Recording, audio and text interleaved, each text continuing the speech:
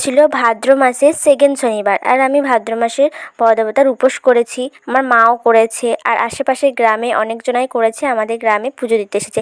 আশেপাশে গ্রামের বড়দেবতা ঠাকুর নেই, আমাদের গ্রামে বাস স্ট্যান্ডে আছে। প্রতি শনিবারই পুজো হয়, আর ভাদ্র মাসের সেকেন্ড শনিবারে ঠাকুরটা চেঞ্জ করে নতুন ঠাকুর পেতে পুজো হচ্ছে। আর সেদিনকে অনেক ভিড়ও হয়। আর এখানে আরতি পুষ্পাঞ্জলি হয়ে গেছে, তারপরে আমি গিয়েছি, তারপরে আমার পুষ্পাঞ্জলি হয়েছে। কারণ বাবা ছিল না, তার জন্য আমার লেট হয়ে গেছিলো যেতে, আর মা চলে গিয়েছিল আগেই। আর এখানে কত প্রসাদ আছে দেখতে পাচ্ছ, আর অনেক ভিড়। আর ঠাকুর তোমাদের মঙ্গল করুক, ভালো রাখুক। আর এখানে তখন পুজো দেওয়া কমপ্লিট হয়ে গেছে, পুজো শেষ। আর এখানে ভোগ প্রসাদ দিচ্ছে, খিচুড়ি ভোগ প্রসাদ দিচ্ছে। কত ভিড় দেখতেই পাচ্ছ, খিচুড়ি ভোগ তো খাওয়া যাবে না, আর নিইনি। আর এখানে প্রসাদের জন্য মারামারি হচ্ছে দেখো। মানে আমাদের এখানে প্রসাদ নিতে গেলে বিশাল ঝামেলা। আর এটা আগের ঠাকুরটা, সামনের বছরকার ঠাকুরটা ওই পেছনেই রেখে দেওয়া হয়, আর বাড়িতে এসে এই প্রসাদগুলো